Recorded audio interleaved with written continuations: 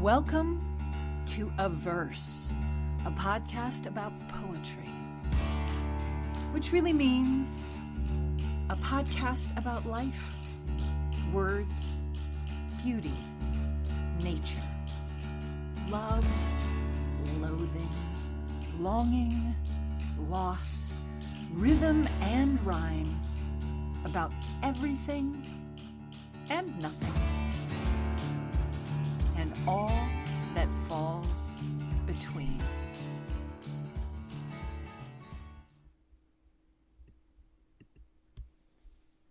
When you're the kid of famous people, growing up around other kids of famous people, and living in a town whose currency is fame, you don't really understand how the rest of the world sees you, sees fame, sees life, because you're living inside the aquarium that everyone else wants to enter.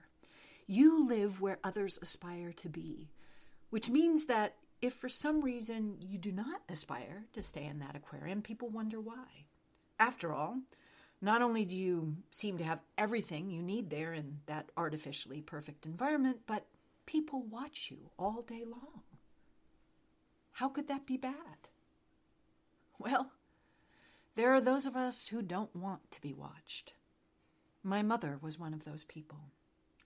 This weekend would have been her birthday.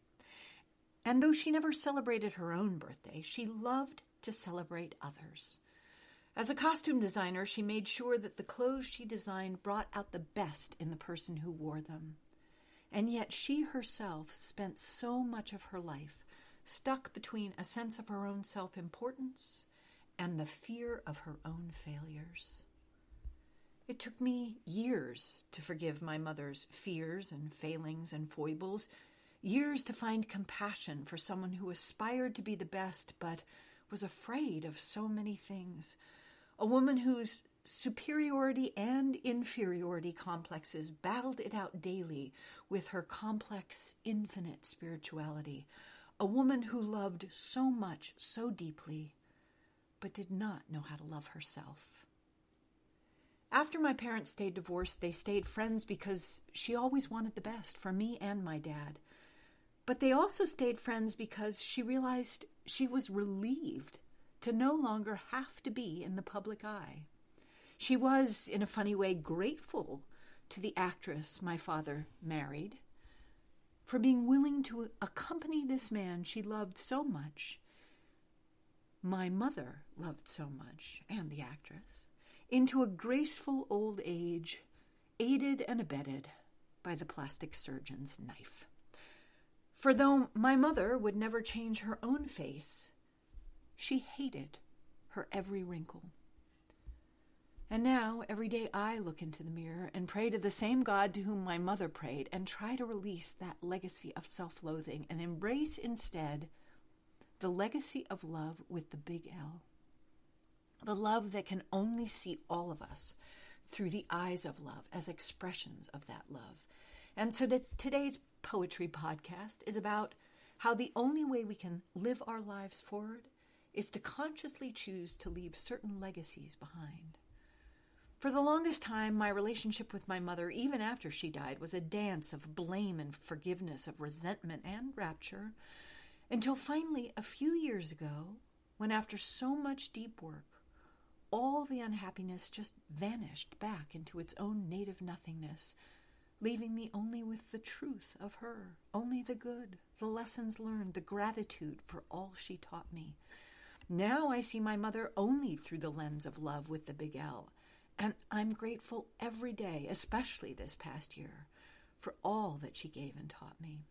For it is my mother who gave me the discipline, the impetus, the ground rules, and the spiritual practice that carry me through every day. All the ingredients. But still, it took me years to learn that none of those ingredients could sustain me without love, with the big L. So to celebrate her birthday, and the power of that infinite love to heal all our wounds and old stories, here are a few poems that capture best the beautiful lessons about life and love that I learned from my mother. The first is called Famous by Naomi Shihab. The river is famous to the fish. The loud voice is famous to silence, which knew it would inherit the earth before anybody said so. The cat sleeping on the fence is famous to the birds, watching him from the birdhouse.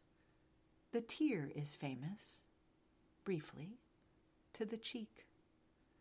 The idea you carry close to your bosom is famous to your bosom. The boot is famous to the earth, more famous than the dress shoe, which is famous only to floors. The bent photograph is famous to the one who carries it, and not at all famous to the one who is pictured.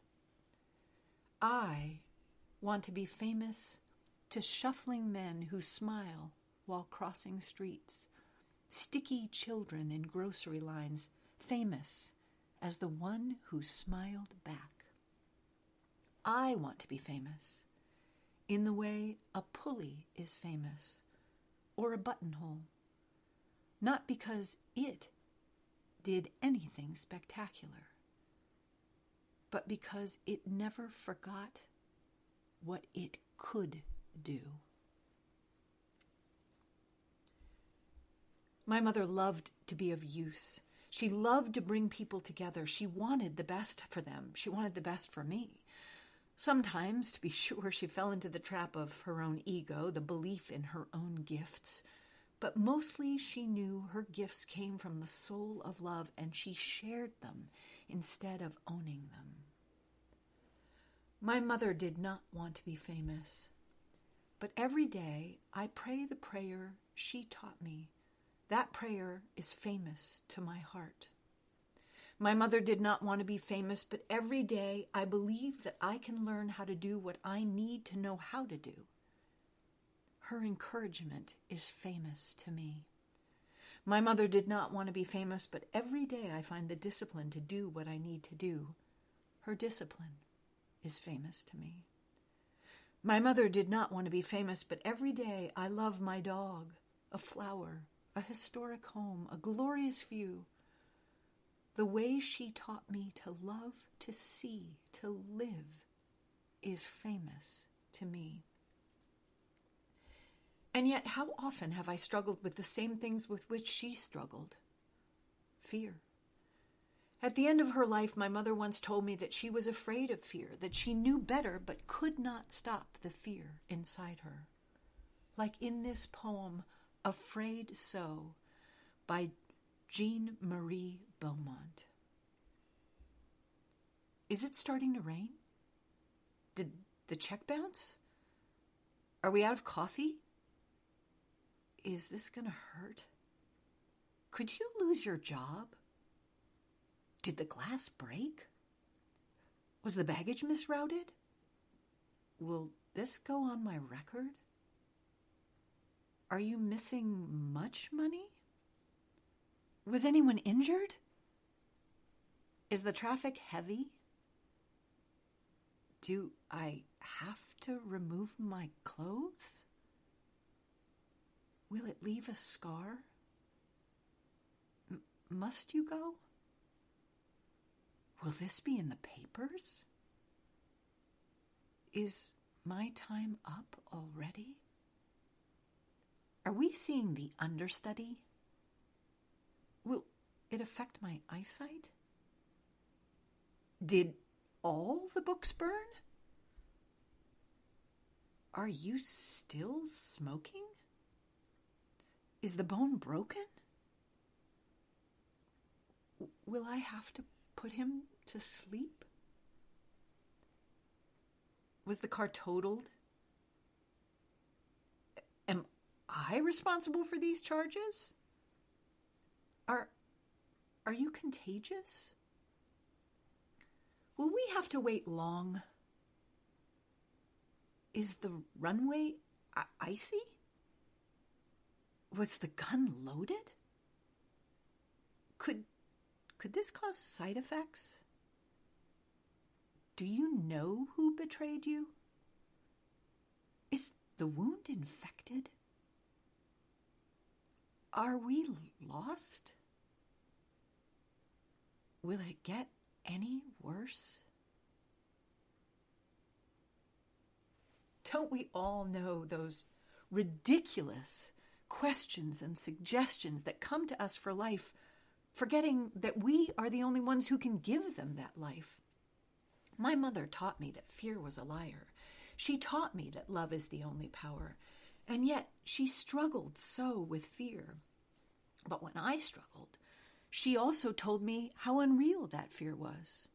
My mother was so brave. She came to the United States at 18 to be a dancer, reinvented herself as a costume designer, and then as an architectural designer. She would try anything. Once she invented her own platinum hair dye. It ended up being green the first 3 times she tried. Once she invented a whole way of copper lustering dinnerware. She taught herself almost everything, how to make stained glass windows, how to cook certain things, how to draw. She was an immigrant. And at heart, knowing that to reap the rewards of a journey, you must take the journey itself. She carried that gratitude of having been an immigrant into her life, even when the outcome was predictable. And that's what Adrienne Rich tells us in this poem, which has been a talisman for me in my creative life for as long as I can remember. It's called Prospective Immigrants, Please Note. Either you will go through this door or you will not go through. If you go through, there is always the risk of remembering your name. Things look at you doubly, and you must look back and let them happen. If you do not go through, it is possible to live worthily, to maintain your attitudes, to hold your position, to die bravely. But much will blind you. Much will evade you. At what cost? Who knows? The door itself makes no promises. It is only a door. My mother, the brave immigrant, as she grew older, my once intrepid mother became afraid to drive in the rain, to drive up steep hills, to turn left at a signal. But even then, she still taught me that the only way fear can affect our lives is when we let it in. That if we don't stand porter at the door of thought, admitting only such beliefs as we wish to see realized, then fear will eventually run the show. And she knew also that the only antidote to fear was that love with the big L, the love that is to fear as light is to darkness. And so every day, my mother prayed and taught me to pray, much like this poem by Joy Harjo. This morning, I pray for my enemies. And whom do I call my enemy? An enemy must be worthy of engagement. I turn in the direction of the sun and keep walking. It's the heart that asks the question, not my furious mind. The heart is the smaller cousin of the sun. It sees and knows everything. It hears the gnashing, even as it hears the blessing. The door to the mind should only open from the heart. An enemy who gets in risks the danger of becoming a friend. I love that. I love the double meaning of that. An enemy who gets in to the mind through the door of the heart risks the danger of being transformed into a friend. But by the same token, when we befriend our enemies of fear, hatred, doubt, and judgment, we sometimes forget that we are to love as the rays are to the sun. Without the rays, the sun would never express itself. Without the sun, there would be no rays, no light, no heat. My mother grew up all around the world. Before her 30th birthday, she had circumnavigated the globe. She loved to travel, and her travel was not bucket list travel. On her first trip to Peru, she bought all the local textiles and wore those richly dyed garments every day until her skin turned purple from the dyes. She was also an unconscious mimic, picking up turns of phrase that made her seem like she belonged wherever she went, remnants of a childhood spent in England, China, Canada. She would eat anything, go anywhere, and yet she was so deeply sensitive to everything she saw, the poverty, the filth, the fear all around her. She was an incredible observer. She saw more deeply and with more detail than almost anyone I know. Once my mom was held up at gunpoint, and when she filed the requisite police report, she described every single detail about her assailant with such precision that the detectives called their colleagues over in astonishment. They said that most people were so scared at a moment of danger that they forgot everything. But my mother's survival skill her entire life had been to observe others. This poem by Elizabeth Bishop sees exactly the way my mother saw. It's called Filling Station. Oh, but it is dirty, this little filling station.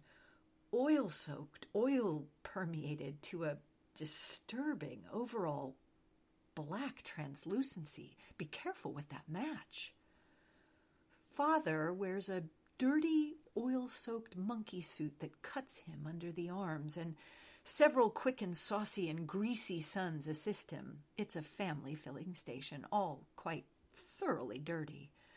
Do they live in the station? It has a cement porch behind the pumps, and on it a set of crushed and grease-impregnated wickerwork. On the wicker sofa, a dirty dog, quite comfy. Some comic books provide the only note of color, of certain color.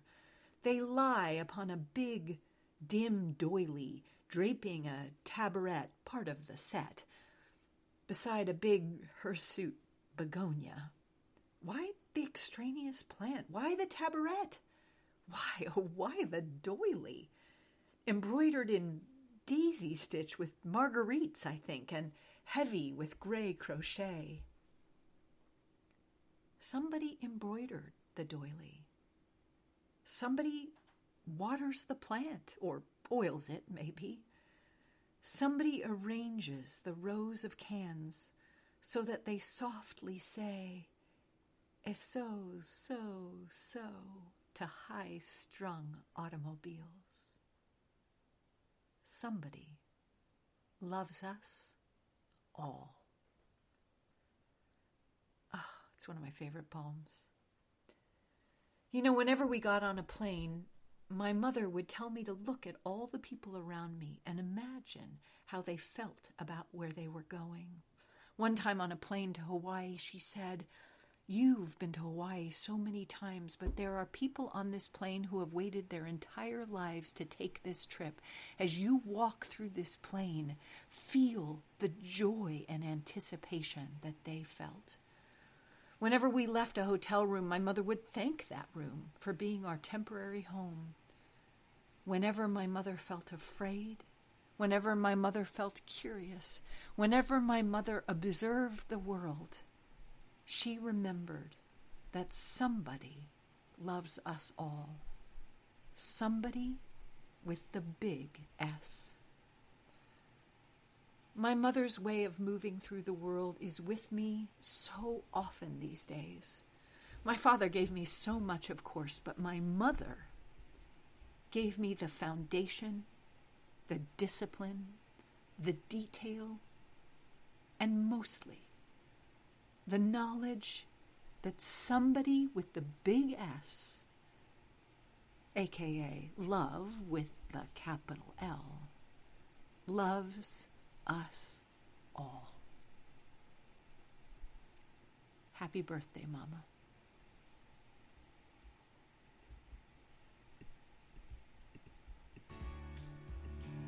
Thank you for listening to A Verse, a podcast about poetry for the lovers and the loathers of poetry.